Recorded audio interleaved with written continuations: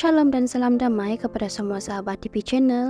Hari ini petikan Injil yang ingin saya kongsikan diambil daripada kitab Markus bab 14 ayat 22 hingga ayat 24. Ketika Yesus dan murid-muridnya sedang makan, Yesus mengambil roti, mengucap berkat, memecah-mecahkannya lalu memberikannya kepada mereka dan berkata, "Ambillah, inilah tubuhku." Sesudah itu ia mengambil cawan, mengucap syukur lalu memberikannya kepada mereka, dan mereka semuanya minum dari cawan itu. Dan ia berkata kepada mereka, "Inilah darahku, darah perjanjian yang ditumpahkan bagi banyak orang." Saudara-saudari, menurut ajaran Gereja Katolik, di dalam dokumen resminya yang bertajuk Katekismus Gereja Katolik, tubuh dan darah Kristus yang kita terima di dalam sakramen Ekaristi dipanggil sumber dan puncak seluruh hidup Kristiani LJ11. Sebab dalam Ekaristi Suci tercakuplah seluruh kekayaan rohani gereja, yakni Kristus sendiri, Paskah kita. KJK 1324. Saudara-saudari, apakah kita merasakan hakikat yang sama dengan ajaran gereja ini? Serta, mengapakah ia sangat penting untuk kita harus menerima tubuh dan darahnya setiap kali apabila kita hadir dan merayakan Misa Kudus? Sebenarnya terdapat banyak sebab yang penting mengapa kita harus menerima tubuh dan darahnya setiap kali apabila kita hadir dan merayakan Misa Kudus. Namun, saya akan kongsikan 4 sebab, dan yang pertama ialah karena kita sangat-sangat bersyukur dengan penyatuan yang Kristus sendiri tawarkan kepada kita apabila Yesus bersabda, "Ambillah, makanlah, inilah tubuhku." Matius 26 ayat 26. Saudara-saudari, Kristus adalah Raja dan Sejuru Selamat yang agung, memilih untuk turun ke dunia bukan sekadar ingin menyelamatkan kita, tetapi juga bersatu dengan kita manusia yang penuh kelemahan dan dosa ini. Maka jika kita sadari hakikat itu, kita akan sangat-sangat merasa bersyukur karena kita sangat tidak layak, tetap kasih karunia yang sungguh besar terhadap kita.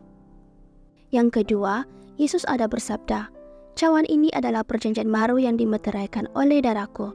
Perbuatlah ini setiap kali kamu minumnya. Perbuatlah ini untuk mengenangkan aku." 1 Korintus 11 ayat 26.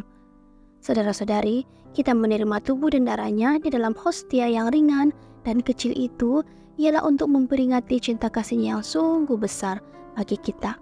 Jika hati kita dipenuhi dengan cinta, maka kita dapat mengasihi sesama dengan sungguh-sungguh. Saudara-saudari, inilah yang memberikan kita satu penghiburan yang mendalam, yaitu apabila kita merasa sungguh-sungguh dicintai dan dihargai, dan ini kita boleh temukan di dalam Kristus yang memberikan nyawanya untuk kita. Ketiga, tubuh dan darahnya juga merupakan makanan dan minuman bagi rohani kita, sumber kekuatan untuk jiwa kita, karena untuk menghidupkan semua perintahnya, kita memerlukan kekuatan rohani, dan rohani kita perlu disegarkan dengan makanan rohani, yaitu tubuh dan darahnya, karena Yesus ada bersabda, "Dagingku adalah benar-benar makanan, dan darahku adalah benar-benar minuman." Yohanes 6 ayat 55. Oleh itu, saudara-saudari, jika selepas kita menerima tubuh dan darahnya, kita masih merasa lemah dan lesu untuk melakukan kehendaknya, itu karena kita belum sepenuhnya mengimani tubuh dan darahnya.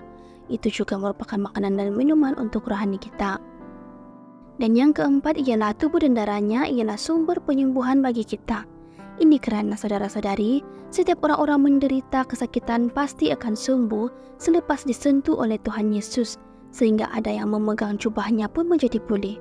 Maka, apalagi kita yang bukan hanya disentuh Yesus maupun menyentuh jubahnya, malah kita menerima sepenuhnya tubuh dan darahnya untuk tinggal di dalam diri kita semasa kita menerimanya di dalam Misa Kudus. Sebab itu, saudara-saudari, apa yang kita terima ini sangat-sangat jauh lebih bernilai daripada apapun. Dan apakah kita menyadari semua ini? Sebenarnya terdapat banyak lagi sebab dan kepentingan untuk kita menerima tubuh dan darahnya di dalam Misa Kudus, tetapi setakat ini 4 perkara ini saja dulu saya kongsikan untuk kerenangan kita bersama. Tuhan memberkati.